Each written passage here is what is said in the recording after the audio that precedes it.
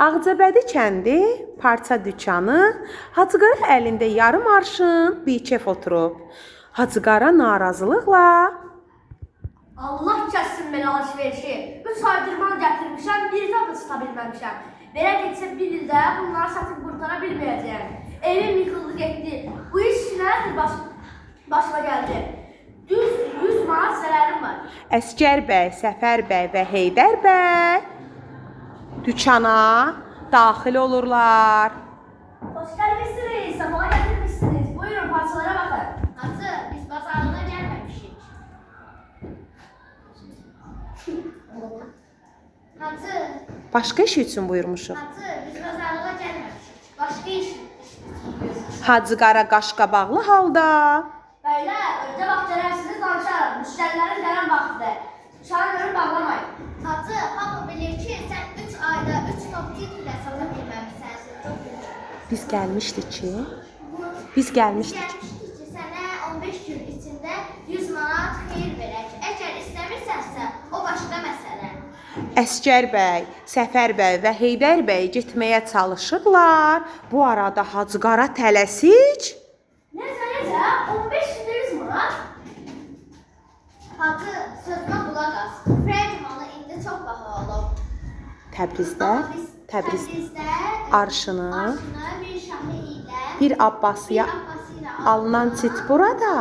Burada 6 şahı ilə alınır. Sənə 2 şahı xeyir gələcək. Bilirsən bunun səbəbi? Bilirsən bunun səbəbi nədir? Heç kim arasını o tayına keçə bilmir. Amma biz səni gizli yollarla hər kəsə çatdıracağıq.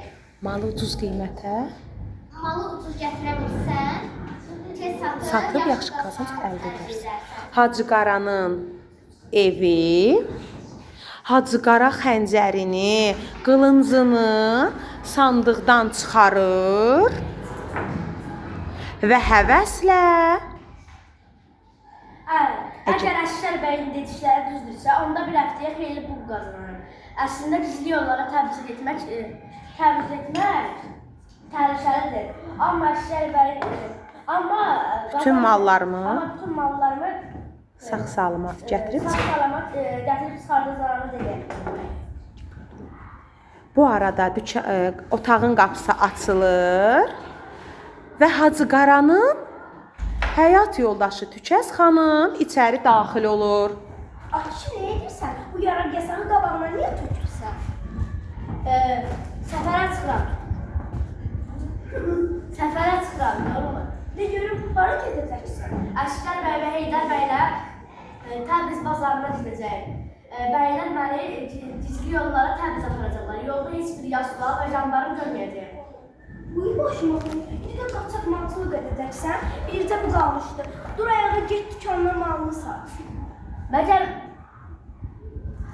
mən nə edeyim? Qoymazsan başının çarəsini bilib.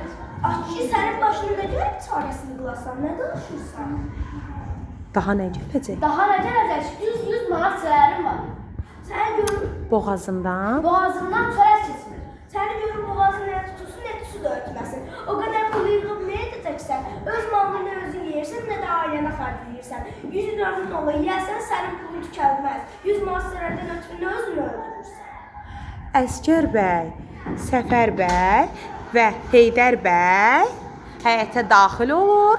Hacıqara onlarla çıxıb gedirlər.